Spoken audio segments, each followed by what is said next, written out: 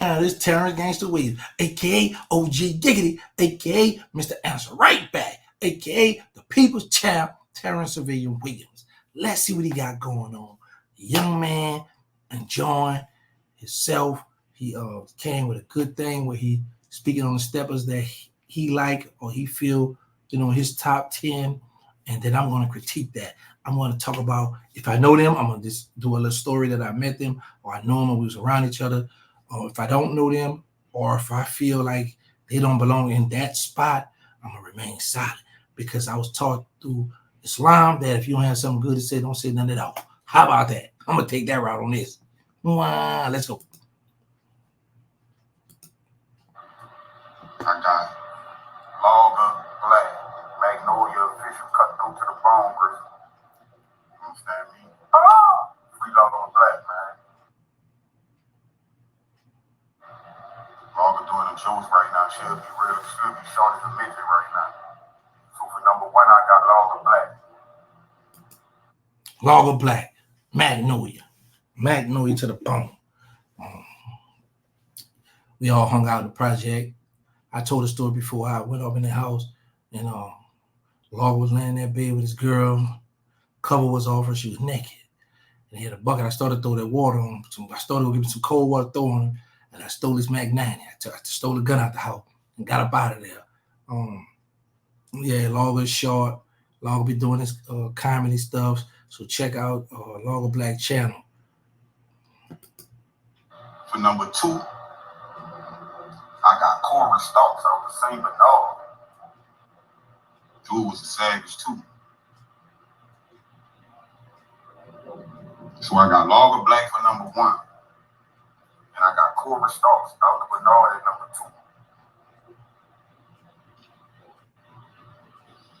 2. At number 3, I gotta say something. I don't know Corey Stalks. But when you speak about that St. Bernard project, why Lil Tank name ain't come out? Lil Tank got the St. Bernard project? What?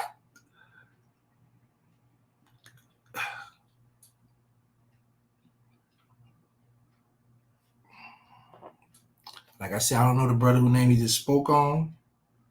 But when I was out, I know Lil Tank was out. I know Lil Tank was a lot of people's nightmare.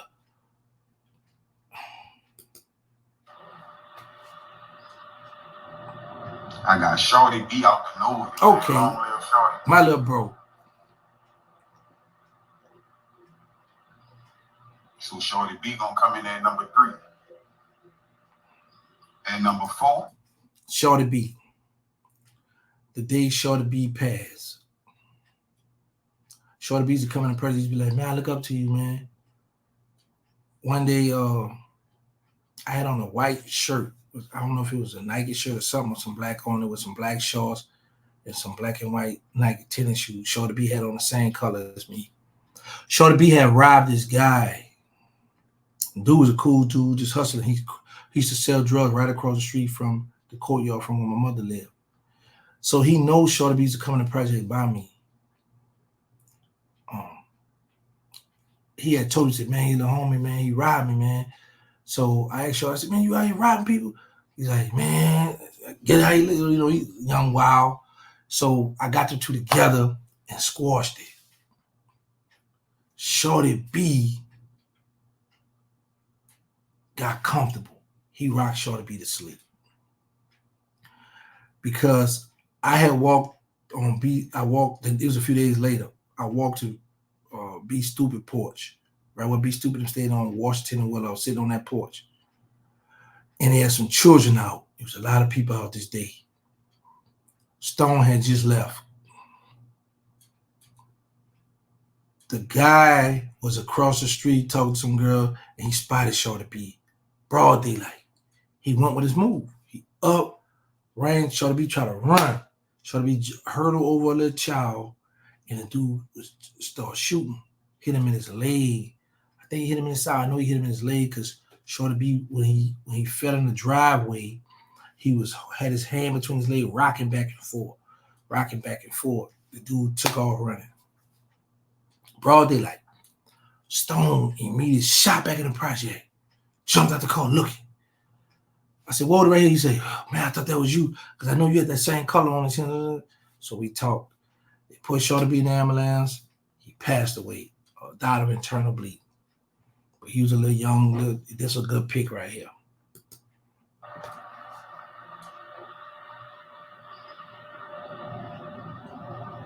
I got Red Jerry out the LD, Magnolia official nigga. Red Jerry gonna be at my number 4. At my number 5. Red Jerry out the Magnolia. He in part 5. He could have been up some too. Red Jerry off the old side of the project. And I said, I want to tell y'all this story from part 4 when he mentioned T-Dub. They had got into it back about Jim's Corner. This for old head. Y'all remember, all the old heads, y'all remember Jim's Corner on Jackson and Danielle back in the day. Jerry, there's some pop dog, Red Jerry out there. He got shot in the neck. 91 come around, I broke out of juvenile jail. T-Dub go AWOL. He in the Magnolia by me. So them know they see him. They lurking. They like, Jerry pull up like what's happening? T-Dub say ain't nothing chilling. Jerry told him, not back here, you not. So me and T-Dub just walked off. We went upstairs. So Jerry must have went told Fool and Fool out the Magnolia and a Royal, his cousin, a few of them. So they was hiding across the street in the hallway, lurking, watching me, ready to put me down because I'm messing with Dub about the cat. I don't know about all this old beef and all this stuff. I just know me and Dub met in juvenile jail, and the guy had robbed his cousin or nephew. One of his people was up there, and this boy was kind of big. And he wanted to bring me a move, and Dub was like, "No, leave him alone." Because Dub and I had met in JRDC, the intake dome first. So Dub spoke up for me, like, "Nah, leave him alone, man. He little youngster, man. He da-da-da-da." It's a dude named Roger. He from Roger. He used to be around on Martin Luther King and Barone, around that way. Punkin, shout out to Punkin, deceased now too.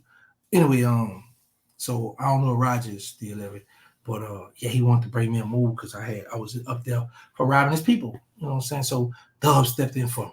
So that's what happened with that. I ain't gonna go no further because there was some more stuff after that night. But that's where Red Jerry name come in at. It's a stepper here, but I think he should have been higher up as well.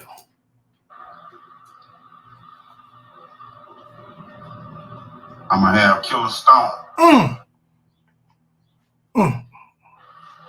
number 5, I'm gonna have Killer Stone. Long live Killer Stone, man. B-boy Killer Stone, man. Shout out to that noise. So Killer Stone gonna be my number 5. So my number 6. I need to stop. Listen, I wish I had his phone number. I need to call him right now. I'm trying to hold on. Let me calm down. Because I said, and I know I said this is his pick. But enough is enough. This is total disrespect. This pick is total disrespect. You got Stone at number 5, somewhere down the line. And in part 5, Killer Stone? Bruh. This is a man who was a big dog in juvenile jail. I'm talking about when I was up there, Killer Stone, Mike out the MILF was the big dogs for the 3rd Ward.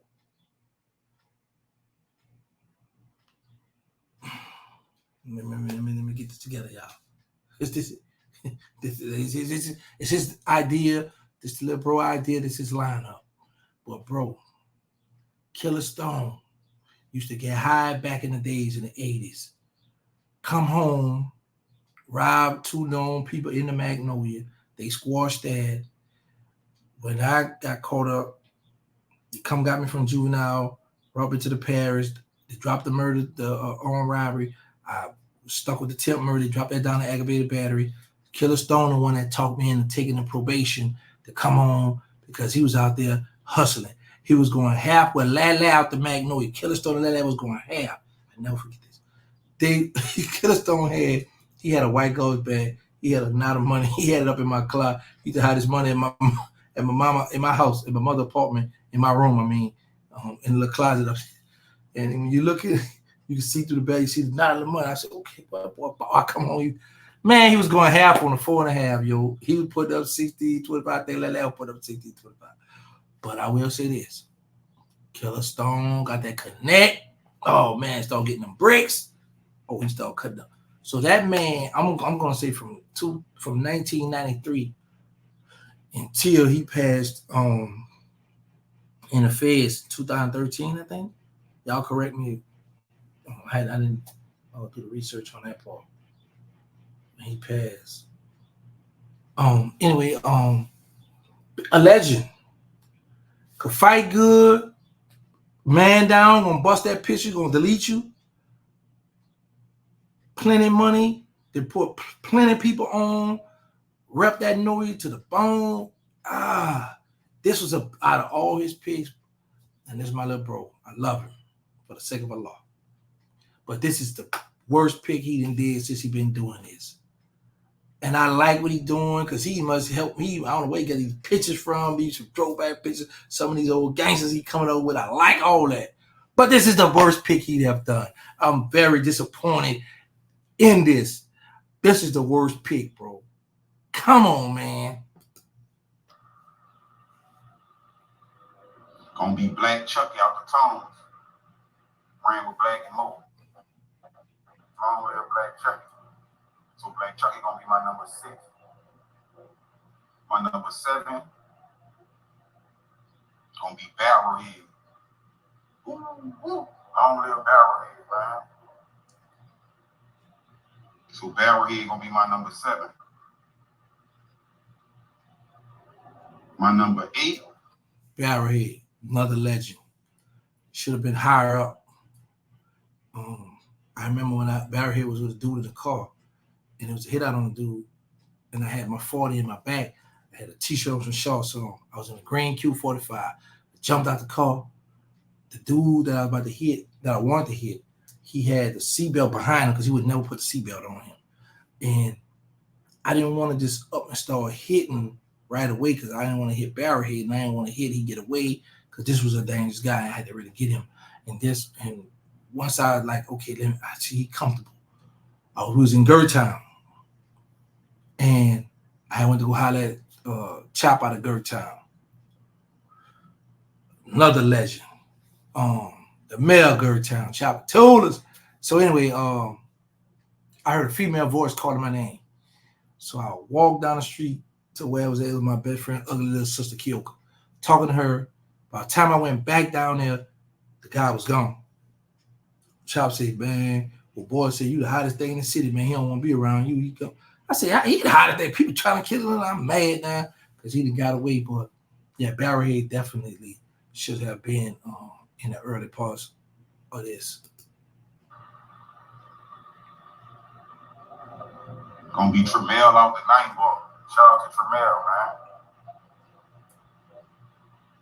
My number 9.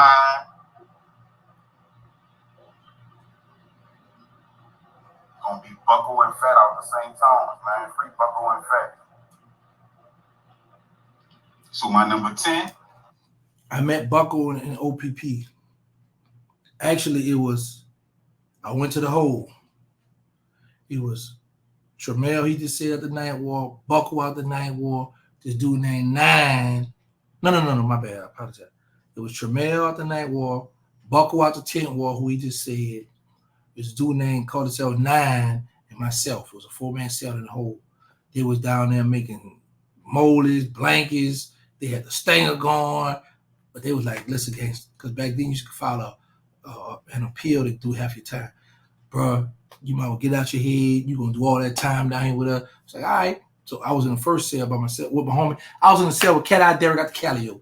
This fool trying to block the light. He get up there and pull that thing down at the thing. I jumped to the bed and said, man, you better get us whooped to here. Because the deputy, they ain't play back then. So Cat Eye Derek got out the hole early. I said, well, look, man, when the homie leave, I'm going to come over and cell with y'all. So I got in the cell with them. He mentioned Free Buckle and 10 Wall Fat. 10 Wall Fat is Darnell Bannister.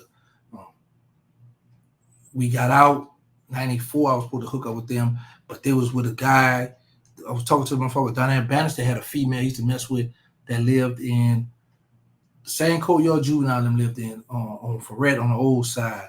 What courtyard is that? Belmont? Taladana? What that changed to y'all? You know how y'all know that stuff shift over this way because you got 6th Street, 7th. Is that y'all help me out with that stuff? What juvenile them courtyard was? The chick stayed down on the end, right around the corner from the project house, the office. So we hooked up. So when I called him that night, the guy went on like, oh, I don't know him. I said, nah, I ain't going with y'all. I'm happy I didn't go with them. They wound up catching that murder beef they got now. Unfortunately, Buckle is deceased now. Buckle, a few years ago, got into it with his celly. He was high off whatever he was high off, and his celly killed him. So, yeah, my boy Buckle, he deceased. I did a video on it. I got his picture up. It's Buckle, Telly hanging, my little brother Keaton, they call him Hot One, and my brother Chris on the picture in Angola. It's a good pick here. Them some more gangsters that could have been up. Because Buckle and Fat was on a murder back then in 94. They beat that, come home and caught another one. They offered Buckle 40 years. He went to try. Nah, I ain't taking no. And got life and got killed in Angola. It's my number 10, y'all. Okay, talk to us. What's your number 10?